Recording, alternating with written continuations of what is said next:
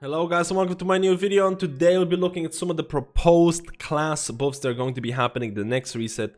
The 25th of February, there's going to be certain underperforming specs that are getting just outright buffs to their healing and damage. And this video I'll try to provide a short summary of what the best DPS and the best healers are looking to be in Ny'alotha, especially in the mythic content.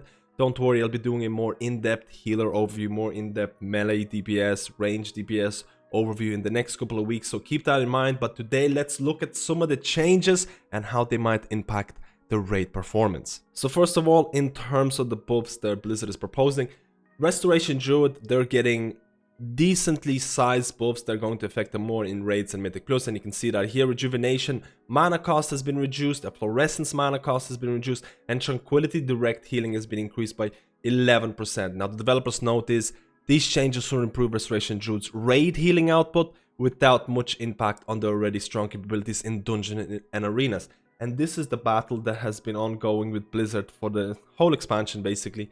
How do you balance Mythic Plus and raids? How do you make sure that someone's performing really well in raids or really well in Mythic Plus, but they're kind of underperforming in raids? How do you balance these changes without affecting one another too much?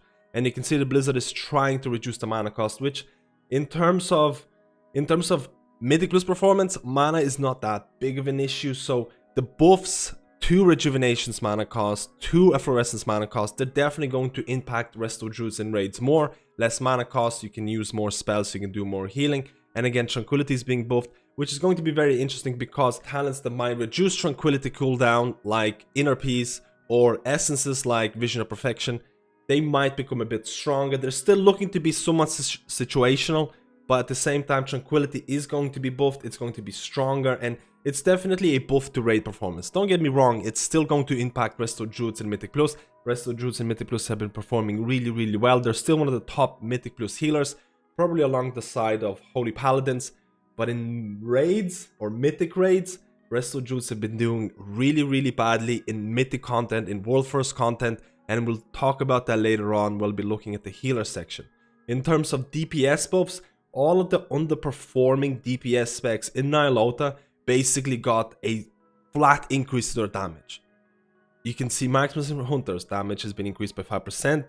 You can see Windwalker Monk damage of all abilities have been increased by 5%. Frost Mages have been somewhat underperforming and their damage has been increased. Enhancement Shaman damage has been increased by 3%. Again, Elemental has been a very decent spec in Ny'alotha Mythic and World First content, and Demonology Warlock damage is increased by 5%. Keep in mind, Warlocks have two viable specs or optimal specs right now in Ny'alotha. Demonology has been kind of it's been kind of dragging behind, so hopefully this is going to change some of it. This is mainly looking at the PvE content. There has been PvP nerfs in terms of tanks and mages and warlocks and things like that. Keep in mind, I'm mainly looking at PvE content at this given point. So how are these changes going to impact Ny'alotha raid performance in terms of DPS? Let's look at some of the DPS logs in Mythic Ny'alotha raiding, and this is going to be a quick overview of what's strong and what's weak at this given point. This is looking at 75 percentile, so if you're playing your class to a decent extent, this is something that you might see in your logs depending on which boss you're doing. First of all, I have to say that Fire Mages have been blasting. Not only they're the best range DPS spec, they're probably the best DPS spec in Ny'alotha. You probably noticed Limit, Method, and all of those guilds in the Race to World First, the streams using 3 or 4 Fire Mages, and that is mainly because of their Combustion, one of the strongest 2-minute cooldowns in the game. At the same time, if you are looking to play Fire Mage, keep in mind that you need those Fire Bracers from Mechagon, that you need, or at least it's really nice to have the Asharis font, and how you optimize your combustion windows are going to make or break your Fire Mage. Not potting or not using a DPS potion during your combustion windows can lead to a massive DPS loss. So small mistakes during those windows can really make or break Fire Mage. I know a lot of people are going to be re-rolling to Fire Mages because they'll see Fire Mages topping meters because combustion is so goddamn strong. You can see Beastmaster is doing well. And again, one of the strongest DPS or melee DPS specs right now is Warrior. A lot of the times it'll be Fury Warrior, because if you look at the number of passes for Fury, it's far greater than Arms to some extent, but Arms is also doing extremely well because of the execute damage. But let's look at the underperforming specs that were buffed. So that includes Marksmanship Hunters against Survival Hunters, If you look at the parses, survival is one of the lowest represented spec. Solidity is one of the lowest represented spec, and marksmanship hunter is one of the lowest. So hunters are not doing all that hot, but at the same time, beast mastery hunter is really, really strong. So at least having one spec for a class that's doing really well, I guess it's okay. But you can see that marksmanship is getting buff. Windwalker monks, thank God they're getting buff again, because they're really not doing that well, especially considering that monks only have one DPS spec. And Windwalkers have really kind of been dragging behind, and the 5% increase to their DPS abilities is very, very much needed. You can see Frost Mages being here. Again, Mages have one DPS spec that is insanely strong, and that is Fire. Fire is one of the strongest DPS specs in Mythic Ny'alotha. It's one of the strongest range DPS specs in Mythic Plus. It is a good time to be a Fire Mage, and like I said, I'm going to assume that a lot of people are going to try out Fire. Keep in mind, it is very, very gear dependent. At the same time, you can see a lot of the rogues here, a lot of the melee DPS are kind of at the bottom, depending on which fight you look into. Again, I mentioned, in terms of melee DPS, warriors are doing really well, Havoc Demon Hunters are doing really well. You have to consider, Havoc is always going to be invited there because of that 5% magic debuff that only Demon Hunter can apply. And considering that Vengeance has not really been that popular of a tank, Havoc is always going to get that spot. You can see Feral Druids are being here, but if you look at the parses for Feral Druids overall, you can see that there's only about 2,000 parses, considering that the balance has 23,000. So you could argue the fact that balance is way more popular and probably more optimal for a lot of the Ny'alotha, but Feral is definitely doing better than expected by a lot of the standards. You saw that Demonology Warlocks got a buff. Again, one of the most popular Warlock specs right now is Destruction in Ny'alotha. It is by far the most popular spec with 19,000 parses, and Affliction is only 8. And Demo is very, very low with only 500. So Demo is definitely needing a buff. I'm not sure if it's going to be good enough to overthrow Destruction or Affliction even at this point. But yeah, Warlocks are still doing very, very well in terms of representation and in terms of performance. You can see that basically the bottom half of the spec list here is really highly unrepresented. Enhancement Shamans, Arcane Mages, Frost Mages, Demo Warlocks, Marksmanship Hunters, and most of them are getting buffs with the exception of Subtlety Rogues. Survival Hunters are not getting anything, and Arcane Mages, again, Arcane Mages got so many buffs in the last couple of patches, and they're still not really there. To some extent, Arcane Mages have been used in some of the World First skills for priority damage, but man, when Fire is so strong, there is no point playing Arcane. There is no point playing Frost. Fire is just dominating so much. Again, this isn't mythic content. If you're doing heroic or if you're doing lower end content, it really doesn't matter. Just play the class that makes you enjoy the game. If you're playing a class that you really don't like, but you're DPSing or topping the DPS meters, eventually at some point you probably will get bored of the game. So keep that in mind. This is for Mythic Ny'alotha. Now let's look at the healer performance in Ny'alotha. And again, this is Mythic 75 percentile.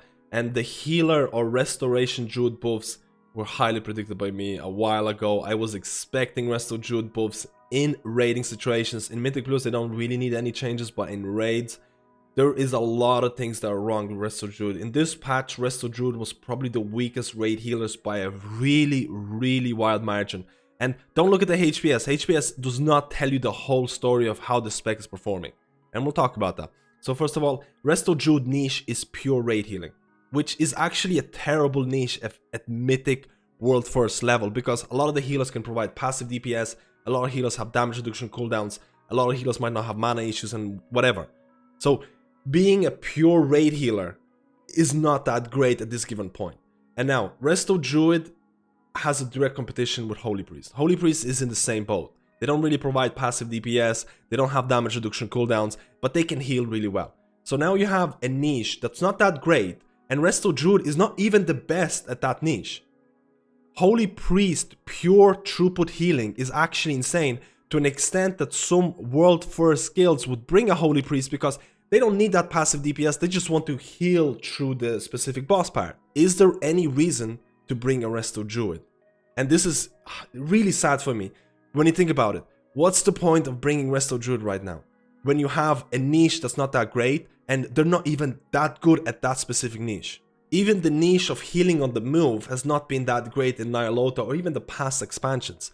So Resto Druids were definitely needing some buffs, so hopefully Resto Druid pure healing throughput is going to rise, because a lot of the times if people need pure throughput healing, they'll bring a Holy Priest who is just dominating in healing meters. If they need passive DPS and healing, they'll bring Holy Paladin and Discipline Priest. If they need some real high utility, good healing, Resto Shaman, Spirit Link, Bal Rest Totem, they're going to be essential to healing composition in Mythic Ny'alotha raids, and Resto Druids were dragging really low. I didn't see much reason for them to be brought in a lot of the Mythic fights. Hopefully these buffs are going to be good enough. I don't feel they're going to be good enough. I feel Blizzard has shot themselves in the foot in terms of trying to balance raids and Mythic Plus. Resto Druids are really good in Mythic Plus, and they're finding a really hard time of giving them a specific niche in raids.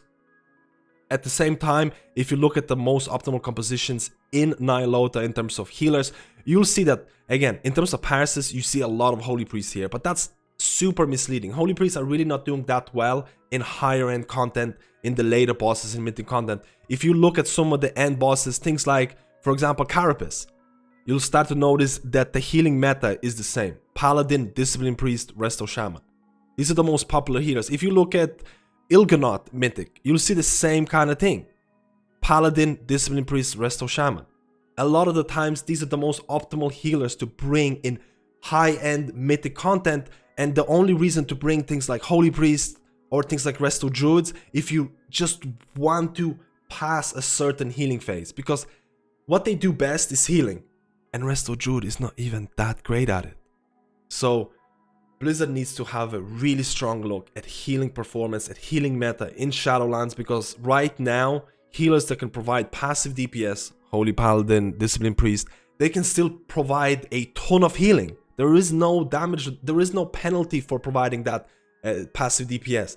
And at the same time, Resto Shamans have been doing really well in Ny'alotha because everyone's stacked. Spirit Link has been really good, Bal Rest Totem has been insane as well. So again, if you're playing Resto Druid in Mythic, high-end content, you might have a hard time getting invited, and I feel really sad for you because I really want to play Resto Druid a bit more. At the same time, balancing Mythic Plus, balancing raids have been really hard for Blizzard. Hopefully this is going to change in Shadowlands. Again, let me know how you feel about this healer meta, how you feel about this DPS meta in Ny'alotha. What changes do you expect to happen in Shadowlands, especially in terms of healing? Do you think passive DPS should still be there? Do you think damage reduction cooldown should still be there? Do you think every healer should provide passive DPS?